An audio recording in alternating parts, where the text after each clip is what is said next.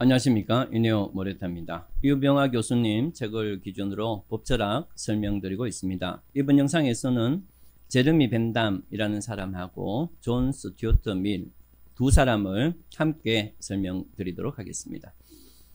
제레미 벤담은 1748년에 영국 런던에서 출생을 했는데요. 아버지는 변호사였고 벤담은 좀 똑똑한 척에 속했습니다. 12살 때 옥스퍼드 대학에 진학을 하고요. 15살 때 정상적으로 졸업을 하게 되는데, 졸업한 다음에 아버지의 권유로 링컨, 우리로 치면은 사법연수원에 입학을 하게 되고, 정상적으로 과정을 마치고 법률가 자격을 얻게 됩니다.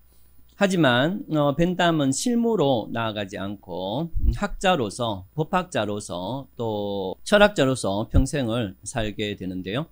이 당시에 영국의 법체계가 블랙스톤이라는 법체계였는데, 벤담이 봤을 때 이 블랙스톤이라는 법체계는 일반 국민들이 소송을 하는데 너무나 비효율적이고 시간이 많이 걸리고, 그래서 이 블랙스톤 법체계는 일반인들에게 지옥과 같다, 이렇게 생각을 하고 평생을 이 법체계를 바꾸기 위해서 노력을 했지만 크게 효과를 보지는 못했습니다. 벤담은 여러분도 잘 알다시피 공리주의자인데요. 이 공리주의적 사상을 퍼뜨리기 위해서 웨스트민스터 리뷰라는 잡지를 만들어서 자기의 사상을 펼치기도 했고, 또 이러한 자기 사상을 실현시키기 위해서 교육에도 관심을 꽤 기울였는데요. 그 결과 런던 대학이 만들어지기도 했습니다. 죽을 때 자신의 신체를 과학 발전에 기여해 써달라고 하면서 과학연구소에 자신의 신체를 기증하기도 했습니다. 벤담은 그래서 1832년에 사망을 했는데요. 벤담이 살던 시기에 있었던 주변의 철학자들이나 사상가들을 잠깐 설명드리면, 벤담보다 20살 정도 많은 사람 애덤 스미스가 있고요. 애덤 스미스의 절친이었죠. 데이비드 휴엄이라는 사람도 있었습니다. 그 다음에 애덤 스미스의 제자인 리카도는 제레미 벤담과 아주 친한 사이였고요. 그 다음에 뒤에서 제가 설명드릴 존 스튜어트 밀의 아버지 제임스 밀이라는 사람이 있는데, 이 제임스 밀도 나름대로는 유명한 사람인데, 이 제임스 밀이 벤담의 제자였습니다. 그런 형태로 벤담과 존 스튜어트 밀은 서로 엮여 있다, 이렇게 보시면 되겠습니다. 벤담은 여러분도 잘 알다시피 공리주의자인데요. 윤리적 기준은 인간에게 행복과 이익, 쾌락을 가져오는 것은 진리고, 고통과 손해를 가지고 오는 것은 악이다, 이렇게 해서 윤리적 기준을 행복과 쾌락 혹은 고통과 불이익으로 봤다는 겁니다. 그래서 인간 개인적으로는 자신의 행복과 이익을 정대시키는 것, 그것이 가장 큰 목적이고, 사회의 가장 큰 목적은 될 수 있으면 많은 사람, 그게 최대다수죠. 그 다음에 같은 사람이라면 더 큰 행복, 그래서 최대다수의 최대 행복을 가져오는 정책이나 법이 바로 윤리적이고 정의로운 법이다, 이렇게 생각을 했던 겁니다. 결국에는 이 사람은 개인이나 사회에 더 많은 행복이 바로 진리고 윤리다, 이렇게 봤던 거죠.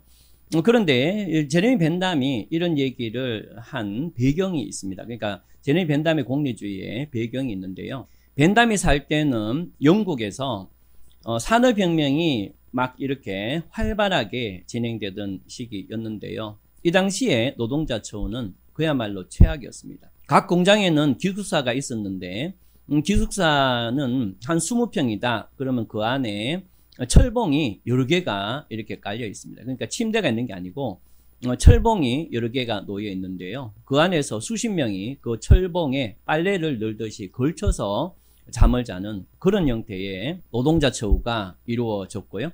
노동자의 평균 수명이 제가 알기로 32살, 1살 여기에 머물렀습니다. 왜냐하면은 아주 어릴 때부터 7살, 8살 때부터 좁은 갱도에 들어가서 광산의 작업을 하거나 또 일반 공장에서 착취를 수년 동안 당하다 보니까 평균 수명이 31살, 2살에 머물렀던 거죠. 그런데 벤담은 이러한 산업혁명, 노동자의 처우를 보고 이 지금 현재는 소수의 자본가는 행복하지만 다수의 노동자는 불행하다. 이렇게 해서 이거는 좀 문제가 있다. 이렇게 본 다음에 그래서 될 수 있으면 더 많은 사람, 또 더 많은 사람이 더 큰 행복. 이것이 진정한 진리다. 이렇게 보고요. 그래서 이 행복, 사회 전체의 행복은 개인의 행복을 정대시키면 그 개인의 행복이 양적으로 모여서 사회 전체의 행복이 더 커지는 형태를 취한다. 이렇게 봤던 겁니다. 그래서 기본적으로 공리주의는 자본주의의 폐단 때문에 등장했다라고 볼 수가 있는데, 그래서 벤담의 제자 중에는 오원, 프리에 생시몽, 이 세 사람이 공상적 사회주의의 기원이죠. 그래서 그 중에서 오원이라는 사람이 바로 제레미 벤담의 제자였습니다. 어쨌든 간에 벤담은 개인으로는 개인의 행복을 극대화하는 것이 목적이고, 사회로 봤을 때는 더 많은 사람에게 더 큰 행복을 주는 게 사회의 목적이다. 이렇게 봤는데요. 그러면 이런 상황에서 행복이 더 크냐, 또 사회의 행복을 어떻게 키우느냐에서 측정을 할 수 있는 양적 기준이 필요했던 겁니다. 무슨 말인가 하면은 어떤 사회에서 어떤 정책 A, B를 실시하는데 A가 모든 사람에게 더 큰 행복을 주는지 B 정책이 모든 사람에게 더 큰 행복을 주는지를 알려면 이 행복이나 쾌락의 양을 측정할 수 있어야 된다. 이렇게 봤던 거죠. 그래서 벤담은 개인은 어떤 행동을 해야 더 큰 행복이 오는 거고, 또 사회는 어떤 정책과 어떤 법을 제정해야 더 많은 사람, 또 더 큰 행복을 가져다 오느냐라고 측정하기 위해서 여러 가지 측정 기준을 제시하는데요. 그 중에 대표적인 게 강도, 또 지속성, 확실성, 근접성, 이 네 가지입니다. 강도와 지속성을 가지고 이 네 가지 기준이 어떻게 작동하는지 설명을 드리면, 예를 들면 A라는 정책을 시행했을 때는 사람들에게 100명의 사람들에게 100만큼의 행복이 왔습니다. 그런데 그 행복이 이틀 만에 사라져 버렸어요. 그런데 B라는 정책을 시행을 하니까 사람들에게 70이라는 행복이 오는데, 그런데 그 기간이 이틀 만에 사라진 게 아니고 200일을 갔다는 겁니다. 그렇다면 A 정책보다 B 정책이 이 사회에서의 정의다. 이렇게 봤던 거죠. 그런데 이 벤담은 처음에는 이 네 가지, 그러니까 강도, 지속성, 확실성, 근접성 네 가지를 제시했다가 후에 두 가지를 더 추가하는데요. 그 추가가 바로 풍부성하고 순수성입니다. 행복을 계산할 때 얼마나 풍부한 행복을 주느냐. 예를 들면 어떤 개인이 어떤 행동을 했는데 A라는 행동을 했을 때는 월급만 받았단 말이에요. 그런데 B 행동을 했을 때는 월급뿐만이 아니고 식사까지 제공을 받게 됩니다. 그러면은 두 번째 행동이 좀 더 풍부하죠. 국가나 사회의 법과 정책도 지금처럼 동일한 형태로 풍부성을 계산을 하게 된다. 이렇게 되고, 그 다음에 순수성 기준은 내가 상속을 받았는데 오로지 집 한 채를 받았다. 인데 또 B라는 사람이 상속받았을 때는 집을 받았지만 상속해주는 사람이 일주일에 몇 번은 꼭 뭐를 했을 때 이 집을 상속해 주겠다. 이렇게 부담이 붙어 있는 경우가 있겠죠. 그렇다면 두 번째가 순수성이 떨어지겠죠. 이런 식으로 해서 개인의 행동, 더 큰 행복을 추구하기 위해서 개인의 행동은 어떻게 양적으로 평가를 하고 사회적으로 법과 정책은 양적으로 어떻게 평가를 하는지에 대한 기준을 제시했습니다. 총 6개를. 그런데 벤담은 여기에다가 사회에만 적용되는 것, 그러니까 사회나 국가에게만 적용되는 원칙을 하나 더 추가하는데요. 그게 범위입니다.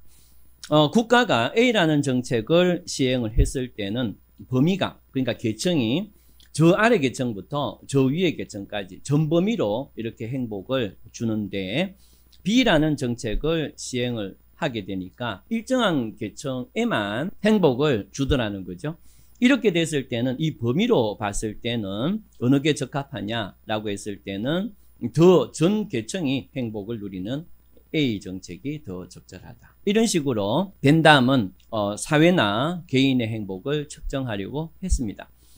그런데 직접적으로 연결은 안 되지만 오늘날에도 벤담과 같은 양적인 어떤 쾌락, 행복을 측정하는 도구는 많습니다. 그 대표적인 게 뭔가 하면은 1인당 GDP 있죠. 1인당 GDP라는 것은 결국에는 한 개인의 삶의 척도가 어떠냐를 양적으로 계산한 거고, 그 다음 한 나라의 GDP, 뭐 GNI 이런 것들은 사회 전체의 행복이나 행복의 크기나 양이 어떻다를 계산하는 건데, 결국에는 1인당 GDP, 그 다음에 국내 총생산 이런 것들은 어떻게 보면 벤담이 행복을 양적으로 계산하려고 했던 다른 형태다, 이렇게 볼 수도 있겠습니다. 그런데 그러면 정부는 어떤 행동을 해야 되느냐? 그러니까 개인이 모두 자기의 행복을 더 크게 하게 되면 사회 전체의 행복도 그걸 계산해서 더 커질 거니까, 그러면 이런 상황에서 국가는 어떻게 해야 최대 다수의 최대 행복이라는 사회를 만들 것인가 라고 했을 때는, 개인은 자신의 이익을 추구하다 보면 다른 사람과 충돌을 하게 된다는 거예요. 결국에는 국가나 사회는 이 개인과 개인이 자신의 행복을 극대화시킬 수 있도록 개인과 개인 간의 이 행위의 경계를 아주 정당하게 마련해 주는 것, 이것을 국가의 역할로 봤습니다. 그렇게 함으로써 국가가 개입해서 오히려 국민의 행복이나 자유가 줄어드는 게 아니고, 개인이 자신의 자유와 행복을 극대화시키는 그 기준을 제시해 주는 거기 때문에, 그래서 벤담 입장에서 봤을 때는 국가가 개인에게 개입을 함으로써 개인은 더 큰 자유와 더 큰 행복을 얻게 된다, 이런 관점을 갖게 되는 거죠. 그런데 벤담이 봤을 때 문제가 있는 게 뭔가 하면은, 국가나 사회를 운영하는 주체도 결국엔 한 개인이고, 그러면은 그 개인은 자기의 이익을 우선시해서 행동할 가능성이 있다는 거죠. 그러니까 사회에 더 많은 사람이 더 큰 행복을 갖도록 그 선을 마련해 주는 게 아니고, 그 선을 마련할 때 자기의 이익을 고려해서 행동할 수도 있다, 이렇게 본 거죠. 이러한 위험에 대비해서 벤담은 어떻게 얘기하는가 하면은, 국가나 사회를 운영하는 주체들은 구성원 전체 사람들의 손바닥 위에서 행동해야 된다, 이렇게 얘기해서, 한마디로 구성원 모든 사람들이 국가나 사회를 책임지고 운영하는 그 사람들을 철저히 관리 감독할 필요가 있다라고 해서, 이 사람은 민주주의를 이제 강하게 주장을 하게 되는 거죠. 근데 사실은 이제 민주주의를 강하게 주장한다라고 하지만, 사실은 이제 이 당시 상황으로 돌아가 보면, 이 당시에는 영국은 피선거권, 그러니까 국회의원의 후보자로, 의회 의원으로 후보자로 나가려면 기본적인 재산이 있어야 됐어요. 그러니까 기본적인 재산이 있고, 그 재산을 바탕으로 세금을 납부하는 사람만 후보자로 나갈 수가 있게 되는 거죠. 거기다가 세금을 일정하게 납부하는 사람만이 또 선거권도 가지고 있었다는 거죠. 그러니까 벤담은 결론적으로 모든 사람의 손바닥 위에 정권의 담당자, 권력을 가진 자가 있어야 된다, 이 말은 앞에서 말씀드렸던 어떤 가진 자, 그러니까 부르주아 계급만 정치에 참여해서는 안 되고, 모든 구성원이 정치에 다 같이 참여해야 된다, 이렇게 해서 벤담의 시대적 배경으로 보면은 그 당시에 제한선거였던 그것을 보통선거로 바꾸려는 의지 속에서 나온 말이다, 이렇게 볼 수가 있습니다. 그러면은 벤담의 법 철학을 설명을 드리는데요. 앞에서 봤듯이 벤담은 모든 인간이 자신의 행복과 쾌락, 이익을 추구하기 때문에 법이 해야 될 역할은 이 사람과 사람 간의 자기 이익과 행복을 추구하는 그 경계선, 그것을 명확하게 제시함으로써 그렇게 됨으로써 더 많은 사람들이 더 큰 행복, 더 큰 자유를 얻게 만드는 것이 국가의 목적이고, 그래서 최대 다수 최대 행복을 이렇게 갖고 오는 것을 바로 법이 공동선에 기여하는 거다, 이렇게 봤습니다. 그래서 벤담은 전체 국민의 행복과 전체 국민의 행복의 크기, 이것을 제일 중요한 법의 원리로 생각했다는 거죠. 그렇기 때문에 벤담에게 있어서 형벌은 그 행위한 사람이 어떤 행위를 했고 그래서 형벌을 부과했을 때 그 행위한 사람, 그 사람이 어떻게 교화될 거냐 이거에 대해서는 별로 신경을 쓰지 않습니다. 무슨 말인가 하면은 이 벤담은 전체 국민의 더 많은 사람이 더 큰 행복을 추구하는 게 목표이기 때문에 형벌도 범죄를 저지르는 사람이 어떤 행위를 했건 또 교화가 가능하건 말건 상관없이 형벌을 그 사람에게 행위한 사람에게 부과함으로써 더 큰 사람, 더 많은 사람, 또 더 많은 사람이 더 큰 행복을 초래하느냐 안 하느냐라고 해서 형벌은 그 행위자의 행위나 그 교화 가능성에 포인트를 두는 게 아니고 전체 국민들의 행복의 범위나 양을 기준으로 형벌을 부과해야 된다 이렇게 보는 거죠. 그렇다 해서 벤담은 형벌을 무조건적으로 이렇게 처벌을 강화하고 해야 된다라고 보지는 않았습니다.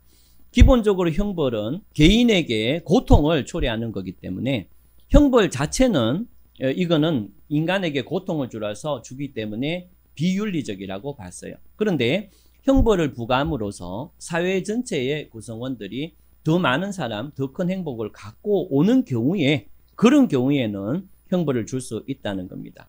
그러면은 이 형벌이라는 것은 기본적으로 형벌은 고통을 주는 거라서 안 좋은데도 불구하고 더 많은 사람들의 더 큰 행복을 위해서 부과해야 된다면 그렇다면 이 고통을 최대한 낮춘 상태에서 행복을 더 크게 하는 게 더 바람직하겠죠. 얘는 고통을 싫어하는 고통이 악이라고 보니까.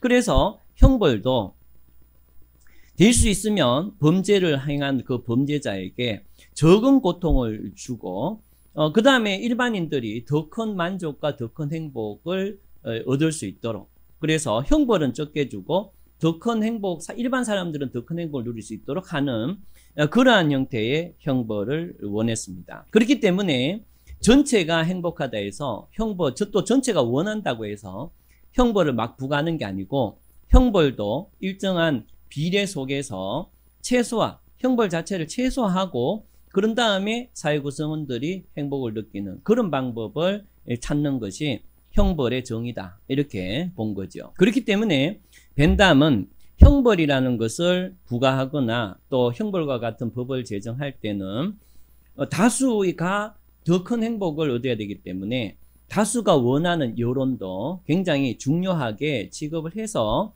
형벌의 그 입법이나 집행이 이루어져야 된다 이렇게 얘기하는 거죠. 어쨌든 간에 이 벤담은 최대 다수의 최대 행복이라는 기본 원리 속에서 형벌은 최소화하고 그 형벌을 통해서 얻는 사회 구성원들의 만족감은 극대화하고 이런 형태로 형벌을 이해했습니다. 그런데요, 지금까지 제가 법철학 얘기하면서 자연법에 대해서 이제 쭉 얘기를 해 왔거든요. 그런데 자연법이라는 것은 우리가 이성이나 신의 뜻에 의해서 알 수 있는 거고 그걸 통해서 지금 집권자가 만든 실정법이 정당하냐 안 하냐 이렇게 이제 평가를 하는 게 기본 법철학의 구조인데 그런데 이 벤담은 그 이전의 자연법은 받아들이지 않습니다. 오로지 실정법만을 받아들이는데요.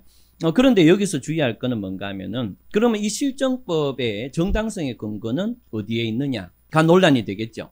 그러면은 이 실정법의 정당성의 근거는 바로 행복을 크게 하고 고통을 줄이는 것. 이것이 바로 실정법의 정당성의 근거가 되는 겁니다. 그러니까 벤담 앞에 여러 사람들이 법철학에서 이 실정법의 정당성의 근거는 자연법이고 이 자연법은 신의 뜻이든지 인간의 이성에 의해서 알아낸 것 이렇게 생각을 했는데 벤담은 이 자연법의 역할을 바로 공리주의 그러니까 최대 다수의 최대 행복이 자연법의 역할을 대체하는 거죠.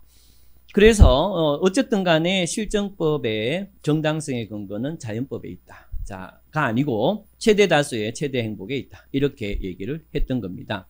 그러면은 이 벤담이 봤을 때 국가의 담당자들이 권력 담당자들이 법을 만들고 그래서 최대 다수의 최대 행복이라는 공동선을 실현하고 그 다음에 개인과 개인이 마음껏 자기의 이익과 행복을 추구하는 그 경계선을 마련해주고 이렇게 되려면 법이 혹은 정책이 이런 역할을 하려면 법은 어떤 모양이어야 되냐 했을 때 이 사람은 법은 최대한 누가 봐도 명확하게 알 수 있도록 규정해야 된다.